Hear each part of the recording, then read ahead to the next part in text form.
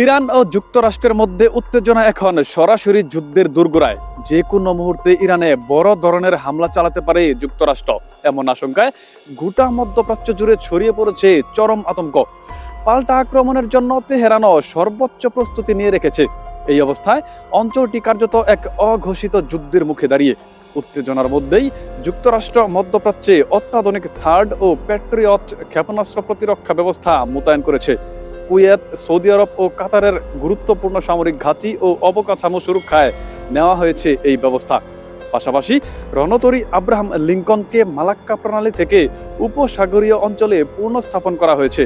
ইরানকে ঘিরে বড় পরিসরে সামরিক মহড়ার প্রস্তুতিও নিচ্ছে মার্কিন বিমান বাহিনী। থার্ড হলো যুক্তরাষ্ট্রের একটি অত্যাধুনিক আকাশ প্রতিরক্ষা ব্যবস্থা, যা 150 থেকে 200 কিলোমিটার পাল্লার ব্যালিস্টিক ক্ষেপণাস্ত্র বায়ুমণ্ডলের ভেতরে কিংবা তার উপরের স্তরেই ধ্বংস করতে সক্ষম। সাধারণত এটি একটি পূর্ণাঙ্গ ব্যাটারি হিসেবে মোতায়েন করা হয়, যেখানে থাকে 6টি ট্রাক লঞ্চার, 48টি ইনসেপ্টর ক্ষেপণাস্ত্র এবং একটি উন্নত ফায়ার কন্ট্রোল ও যোগাযোগ ব্যবস্থা।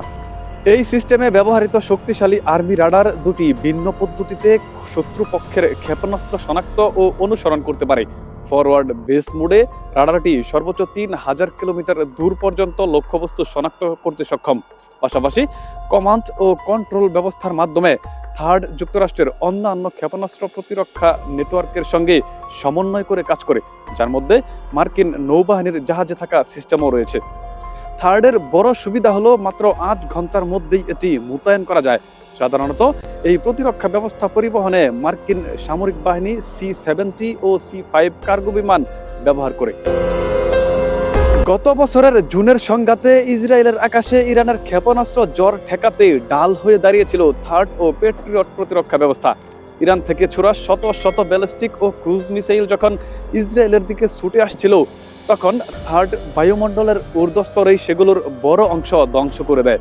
একই সঙ্গে প্যাট্রিয়ট ব্যবস্থা স্বল্প পাল্লার হামলা প্রতিহত করে ক্ষয়ক্ষতি সীমিত রাখতে সক্ষম হয়। তবে সব প্রতিরোধের পরও কিছু ক্রুজ মিসাইল ঠেকানো যায়নি।